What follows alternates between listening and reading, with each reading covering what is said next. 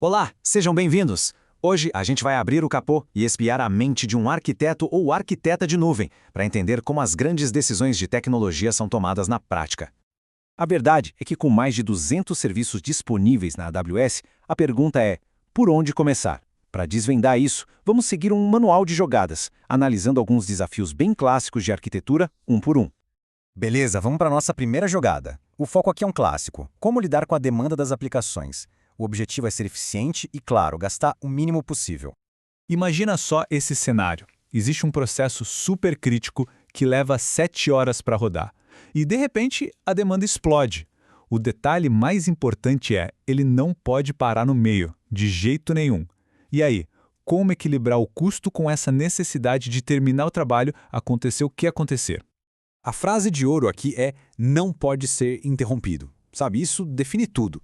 As instâncias Spot são tentadoras, né? Uma economia de até 90%, mas elas têm uma pegadinha. A AWS pode pegar a instância de volta a qualquer momento. Por uma tarefa crítica, esse risco é alto demais, simplesmente não dá.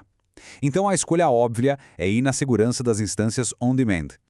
Ok, resolvemos o problema da confiabilidade. Mas e a eficiência? E quando o tráfego é previsível, tipo picos durante o dia e tudo mais calmo à noite? Como é que a gente escala a aplicação de um jeito mais inteligente, sem desperdiçar dinheiro?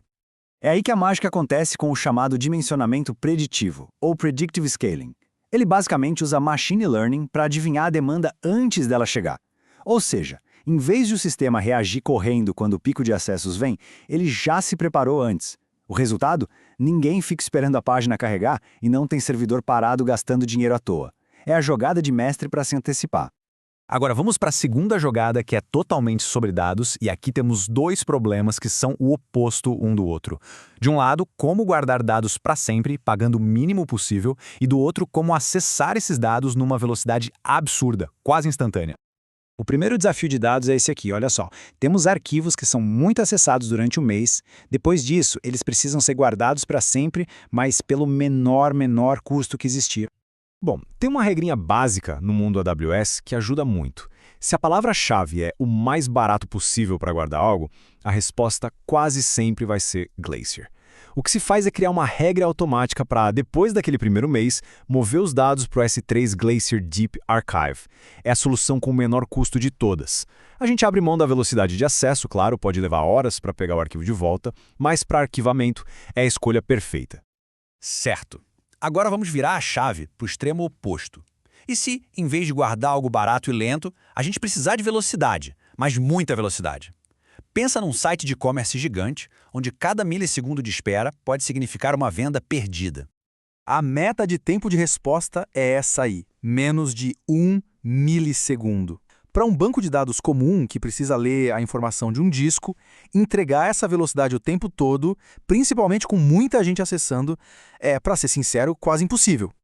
A solução aqui não é tentar forçar o banco de dados a ser mais rápido, é colocar uma camada de velocidade na frente dele. É o que a gente chama de cache em memória.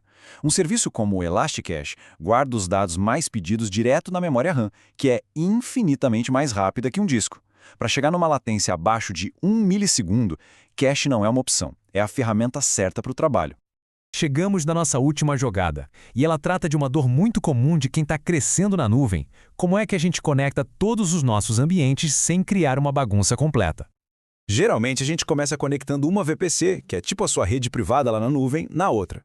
Para 2 ou 3, funciona bem, mas a empresa cresce e de repente são dezenas, centenas de VPCs. A rede vira um emaranhado, uma confusão que a gente chama de rede espaguete. É complexo, é frágil e gerenciar isso, nossa, é um pesadelo operacional.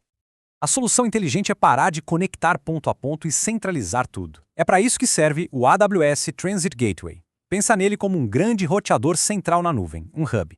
Em vez de centenas de conexões, cada ambiente se conecta nesse ponto central. E pronto! A bagunça vira um modelo super organizado e fácil de escalar. O famoso modelo Hub and Spoke. Então, a lição aqui é clara.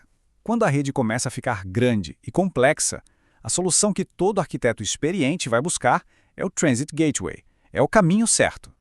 Ok, a gente viu essas 3 jogadas em ação. Agora, vamos dar um passo para trás e olhar para o que está por trás de tudo isso. Quais são os princípios que guiaram cada uma dessas decisões? No fundo, tudo se resume a 4 pilares: otimização de custos, desempenho, escalabilidade e excelência operacional. Eles estão sempre presentes. Cada escolha que um arquiteto faz é, na verdade, um exercício de equilibrar essas 4 forças para chegar na melhor solução. Uma solução que seja forte, eficiente e, claro, preparada para o que vier no futuro.